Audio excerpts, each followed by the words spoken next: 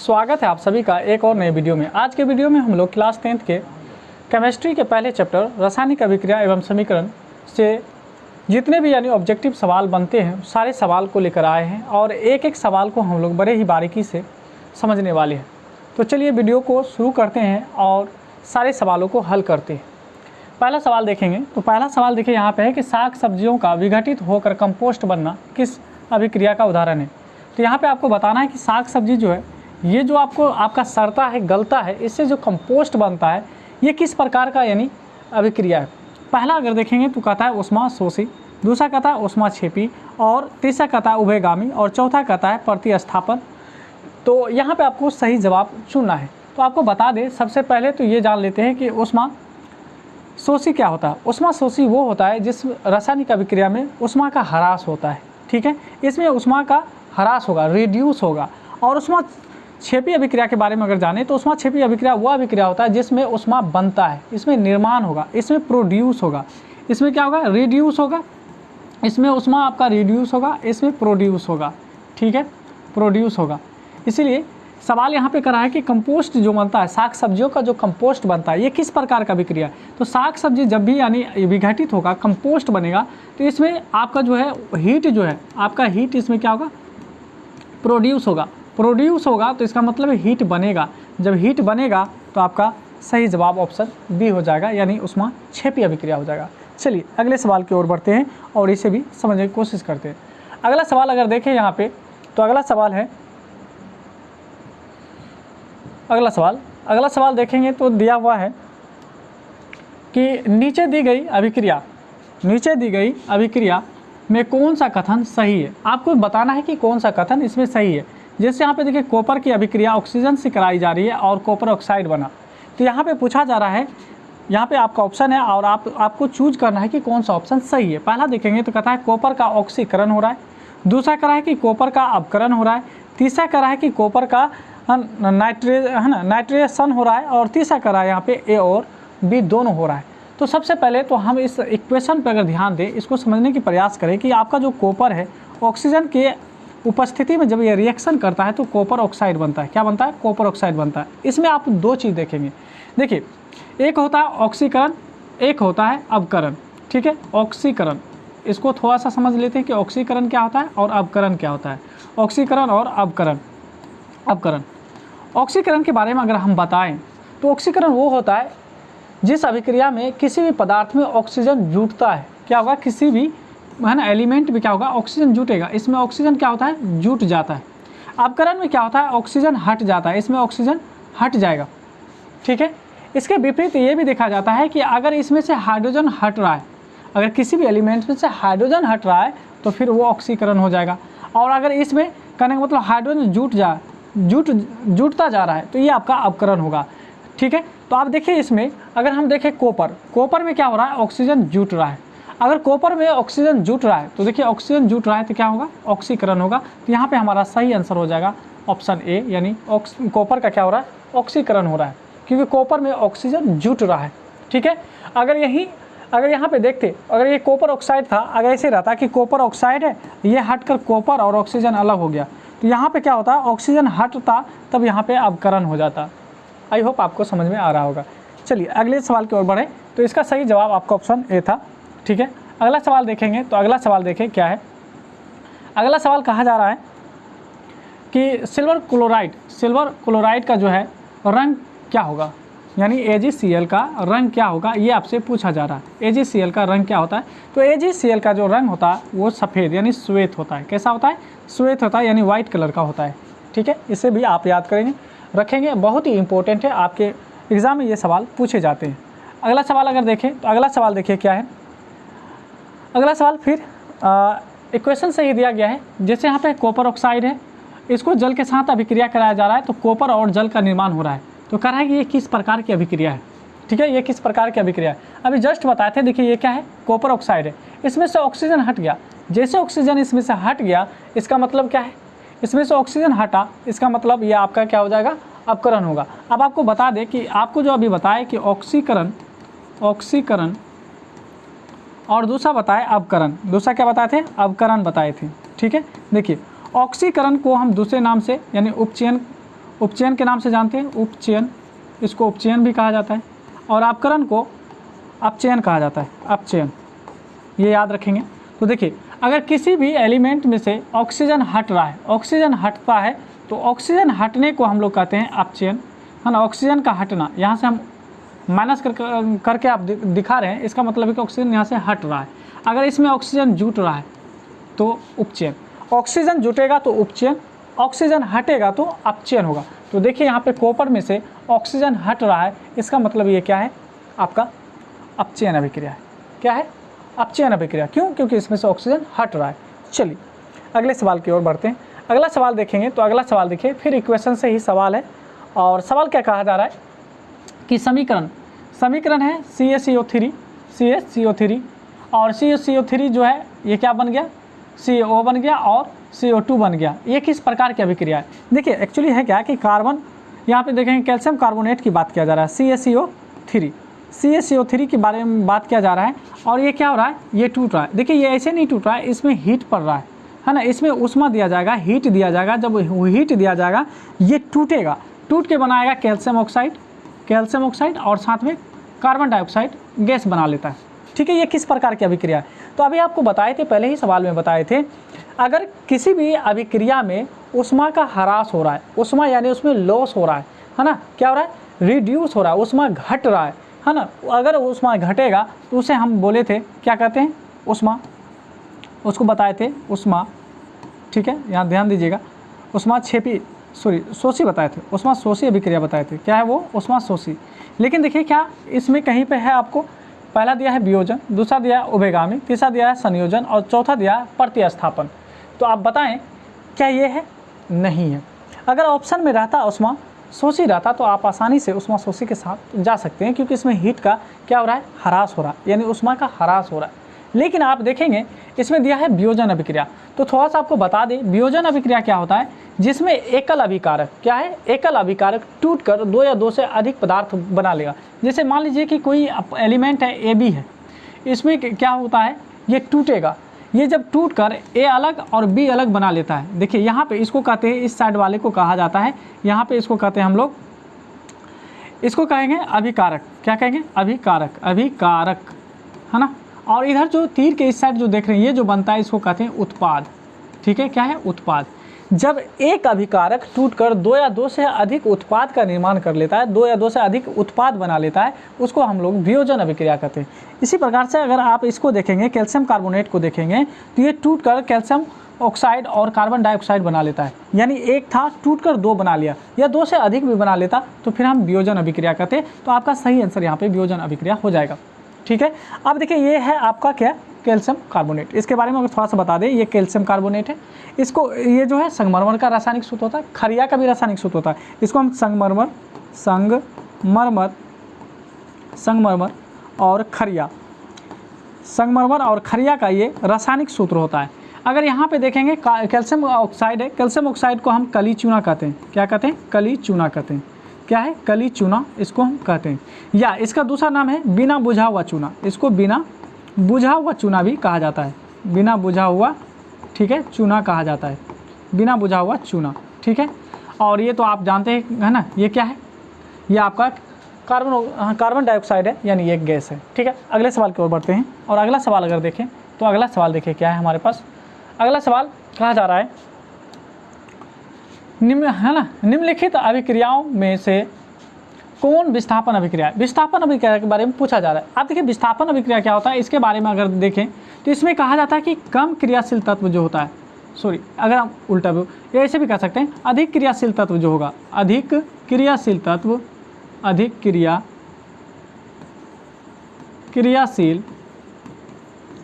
क्या करेगा, अधिक क्रियाशील जो होगा कम क्रियाशील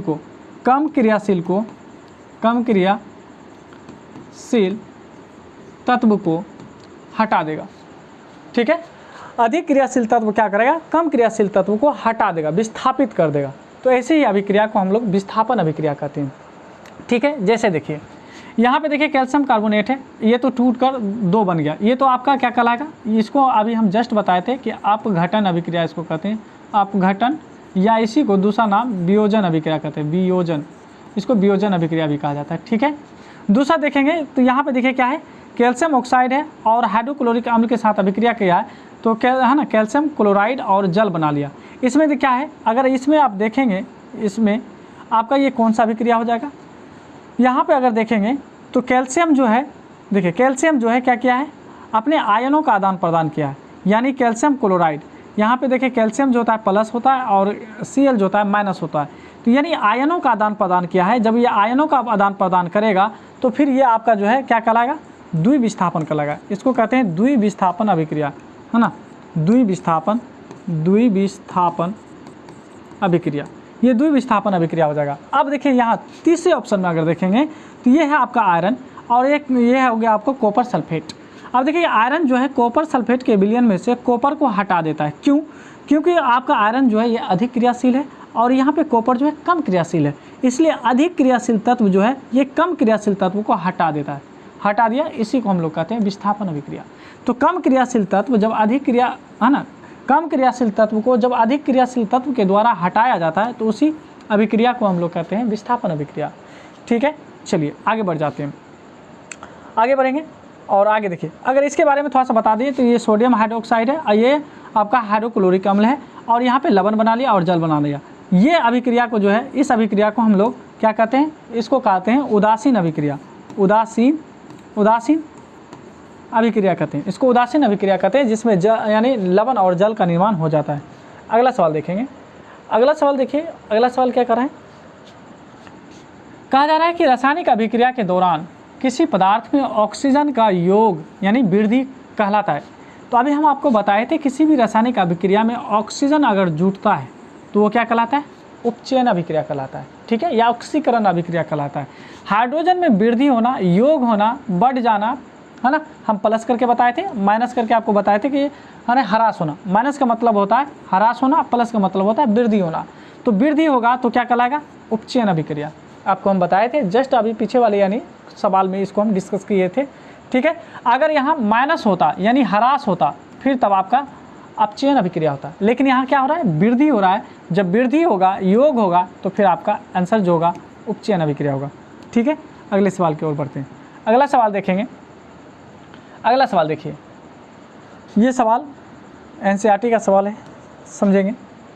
कहता है एक भूरे, है ना, रंग का चमकदार तत्व X है। X कोई तत्व है और इसका रंग क्या है, भूरा है। इसका रंग कैसा है, भूरा है।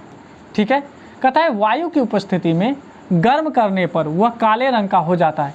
ये तत्व कौन सा है, यानी इसमें ये चार ऑप्शन में तत्व है, वो कौन सा तत्व है जिसको हम वायु की उपस्थिति में जब इसको गर्म करेंगे, हीट करेंगे तो ये काला हो जाएगा। रंग का है भूरा लेकिन हो जाएगा काला। तो ये तत्व जो है इसको हम लोग कॉपर कहते हैं। तो आप याद रखेंगे कि कॉपर एक ऐसा तत्व होता है जिसको हम आप वायु की उपस्थिति में गर्म करेंगे तो वो काले रंग का हो जाएगा। कैसे रंग का हो जाएगा, काले रंग का हो जाएगा। इस बात पे बिल्कुल ध्यान रखेंगे।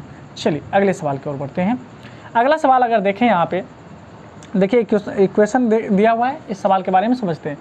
देखिए यहाँ पे सोडियम सल्फेट है, क्या है, सोडियम सल्फेट और बेरियम क्लोराइड के साथ अभिक्रिया कराया जाता है। तो बेरियम सल्फेट यहाँ पे SO4 होगा और साथ में क्या बनाएगा, NaCl बनाता है। उपयुक्त रासायनिक अभिक्रिया कहलाएगा। अब देखिए होता क्या है कि ये है सोडियम सल्फेट, ये क्या है, सोडियम सल्फेट है।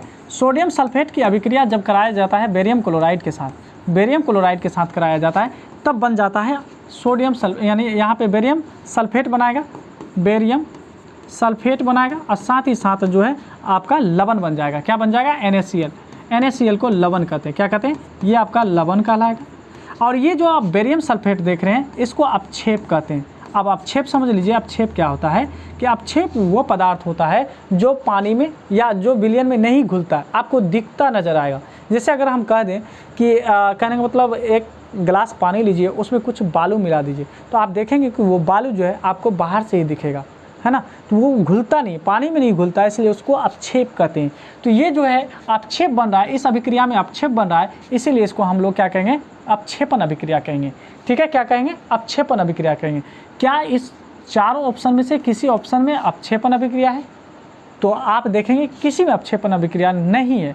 जब अपक्षेपण अभिक्रिया नहीं है तो आप कहेंगे सर इनमें से कोई नहीं हो सकता है। जब इनमें से कोई नहीं हो सकता है, क्या और कोई ऐसी अभिक्रिया पॉसिबिलिटी बन रही है जिसमें आ सकता है? तो देखिए संयोजन अभिक्रिया में क्या होता है कि जब दो पदार्थ मिलेगा, 2 पदार्थ मिलेगा तो एक पदार्थ बनाएगा। जब 2 या 2 से अधिक पदार्थ मिलता है, मिलकर एक उत्पाद का निर्माण करेगा तो उसको हम लोग संयोजन अभिक्रिया कहते हैं। वियोजन अभिक्रिया में क्या होता है कि जब एक पदार्थ टूटकर 2 या 2 से अधिक पदार्थ बनाएगा, जब 2 या 2 से अधिक पदार्थ बनाएगा तो उसको हम लोग कहते हैं वियोजन अभिक्रिया। द्विविस्थापन अभिक्रिया वह अभिक्रिया होता है जिसमें आयनों का आदान प्रदान हो जाता है। क्या हो जाता है? आयनों का आदान प्रदान होता है। तो आप यहाँ पे देखेंगे कि आयनों का आदान प्रदान हुआ है या नहीं हुआ। देखिए, ये अगर आप देखेंगे तो सोडियम होता है प्लस और क्लोरीन जो होता है ये होता है माइनस। तो देखिए, आयनों का आदान प्रदान कर लिया, इसीलिए हम इसको क्या कहेंगे? द्विविस्थापन अभिक्रिया कहेंगे। तो द्विविस्थापन अभिक्रिया के साथ आप जा सकते हैं। अगर द्विविस्थापन अभिक्रिया नहीं होता और अपक्षेपण अभिक्रिया होता तो फिर आप अपक्षेपण अभिक्रिया के साथ जा सकते थे। चलिए अगले सवाल की ओर बढ़ते हैं। अगला सवाल देखेंगे तो यहाँ पे देखिए, अगला सवाल क्या है? अगला सवाल कह रहा है कि जिंक तथा सल्फ्यूरिक अम्ल के बीच अभिक्रिया करने से कौन सा गैस निकलेगा? तो देखिए, जिंक को हम Zn कहते हैं और इसकी अभिक्रिया कराया जाता है ना, सल्फ्यूरिक अम्ल के साथ H2SO4 के साथ कराया जाता है। जब H2SO4 के साथ कराया जाएगा तो बनाएगा क्या? उत्पाद में बनाएगा जिंक सल्फेट। क्या बनाएगा? जिंक सल्फेट बनाएगा। तो साथ में हाइड्रोजन गैस बन जाएगा। ये जो हाइड्रोजन गैस है यही आपका बनेगा और ये जो निकलेगा इसी को कहेंगे H2, यानी H2 गैस बन जाएगा। आपका सही आंसर ऑप्शन यानी सी हो जाएगा। अगले सवाल की ओर बढ़ते हैं। अगला सवाल अगर देखेंगे तो देखिए, अगला सवाल क्या कहा जा रहा है कि रासायनिक अभिक्रिया में भाग लेने वाले पदार्थ को क्या कहते हैं? अभी जस्ट बताए थे कि देखिए, जब इसमें हिस्सा लेकर कुछ बनाता है तो हिस्सा लेने वाले जो पदार्थ होते हैं, यानी ये जो एरो देख रहे हैं, इसके जो आप देखेंगे लेफ्ट हैंड साइड देखेंगे, ये जो A+B देख रहे हैं, इसको हम लोग अभिकारक कहते हैं। क्या कहते हैं? अभिकारक कहते हैं, है ना। अगर अभिकारक आपके ऑप्शन में ना हो तो फिर आपके ऑप्शन में अभिकर्मक दिया होगा। अभिकर्मक दोनों एक ही बात है, अभिकारक या अभिकर्मक, ठीक है। और इस एरो की इस साइड जो आप देखेंगे इसको उत्पाद कहा जाता है। क्या कहा जाता है? इसको उत्पाद कहते हैं, ठीक है। या इसी का दूसरा नाम होता है प्रतिफल। प्रतिफल भी आपको दे सकता है, तो प्रतिफल बोलें या उत्पाद बोलें एक ही बात है। तो यहाँ पे देखिए क्या है, रासायनिक अभिक्रिया में भाग लेने वाले पदार्थ। तो अभिक्रिया में कौन भाग ले रहा है? तो भाग ले रहा है अभिकारक। तो आपका सही आंसर हो जाएगा अभिकारक। आप अभिकारक के साथ जा सकते हैं, ये आपका सही जवाब है। चलिए अगले सवाल की ओर बढ़ते हैं। अगला सवाल देखेंगे तो अगला सवाल कहा जा रहा है यहाँ पे, देखिए कहता है कि समीकरण यहाँ पे दिया हुआ है H2 और O2 बराबर में क्या बना लिया? जल बना लिया। यानी क्या है कि हाइड्रोजन की अभिक्रिया जब ऑक्सीजन के साथ कराई जाती है तब जल का निर्माण होता है। क्या चीज़ का निर्माण होता है? जल का निर्माण होता है, ठीक है। अब आपको बताना है कि ये संयोजन अभिक्रिया, वियोजन अभिक्रिया, अपक्षेपण अभिक्रिया या उदासीनीकरण अभिक्रिया है। तो आपको हम बताए थे संयोजन अभिक्रिया में क्या होता है कि दो चीज़ मिलकर एक चीज़ बनाता है। दो चीज़ मिलकर एक चीज़ बनाता है। जब दो चीज़ मिलकर एक चीज़ बनाता है तो उसको कहते हैं संयोजन अभिक्रिया। क्या आप नहीं देख पा रहे हैं कि दो चीज़ यानी हाइड्रोजन और ऑक्सीजन मिलकर एक चीज़ बनाया जो कि जल बनाया? क्या ये आपका संयोजन अभिक्रिया नहीं है? ये बिल्कुल आपका संयोजन अभिक्रिया है और आपका आंसर संयोजन ही होगा। वियोजन में आपको उल्टा बताए थे कि जब दो है ना, एक चीज़ टूटकर दो चीज़ बन जाए, जब एक चीज़ टूटकर दो चीज़ बन जाए तब उसको हम लोग वियोजन अभिक्रिया कहते हैं।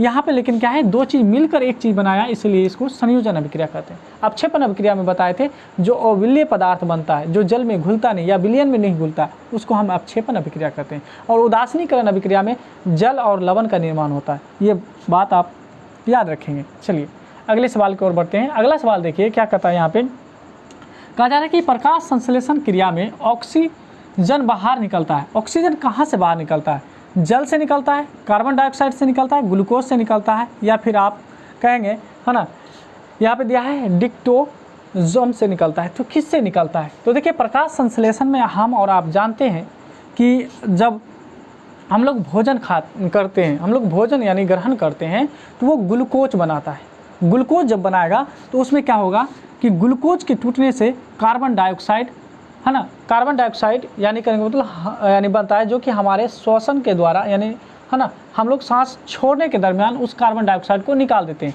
लेकिन ऑक्सीजन जो होता है, ऑक्सीजन बनता है कहाँ? ऑक्सीजन बनता है पेड़ पौधे से, यानी पेड़ पौधे ऑक्सीजन बनाते हैं। तो आप यहाँ पे देखेंगे ऑप्शन यहाँ पे दिया है जल से नहीं बनेगा, कार्बन डाइऑक्साइड से नहीं बनेगा, ग्लूकोज से पूछा जा रहा है। तो देखिए ग्लूकोज जो है पेड़ पौधे के अंदर भी यानी ग्लूकोज का निर्माण होता है। तो हम कह सकते हैं कि पेड़ यानी ग्लूकोज से यानी हाइड्रोजन ऑक्सीजन जो है निकलता है। लेकिन ये पेड़ पौधे के संदर्भ में जब बात करेंगे तब, इंसान के शरीर से नहीं, इंसान के शरीर से कार्बन डाइऑक्साइड गैस निकलती है। चलिए बढ़ते हैं अगले सवाल की ओर। अगला सवाल देखें अगला सवाल यहाँ पे दिया गया है, कहा जा रहा है कि निम्न में कौन सा उत्पाद लेड नाइट्रेट को गर्म करने पर, लेड नाइट्रेट को गर्म करेंगे तब जाकर प्राप्त होगा। ठीक है, ये आपका ऑप्शन देखिए क्या है, ऑप्शन O2, ऑप्शन बी में देखेंगे तो ये दिया है NO2, ऑप्शन सी में देखेंगे तो NO2 और O2 दिया है, और ऑप्शन डी में देखेंगे NO2 और O2 दिया है। ठीक है, इसका सही जवाब क्या होगा, ये इसका सही जवाब आप कमेंट बॉक्स में ज़रूर देंगे। आज के लिए हम इतना ही रखेंगे, आने वाले वीडियो में इससे आगे के सवालों को हम लोग डिस्कस करेंगे। उम्मीद करते हैं कि अब तक जितने यानी सवालों को हम डिस्कस किए हैं आप समझे होंगे, और अगर किसी भी सवाल में आपको डाउट है तो आप कमेंट करके ज़रूर पूछ सकते हैं, हम उसका रिप्लाई ज़रूर देंगे। उम्मीद करते हैं कि आप यहाँ तक बेहतर तरीके से सीख पाएँ। अगर आपको मेरा इस वीडियो से आपको हेल्प मिल रहा है तो आपसे रिक्वेस्ट है कि आप हमारे चैनल को सब्सक्राइब करें और वीडियो को शेयर भी ज़रूर करें। मिलते हैं नेक्स्ट वीडियो में।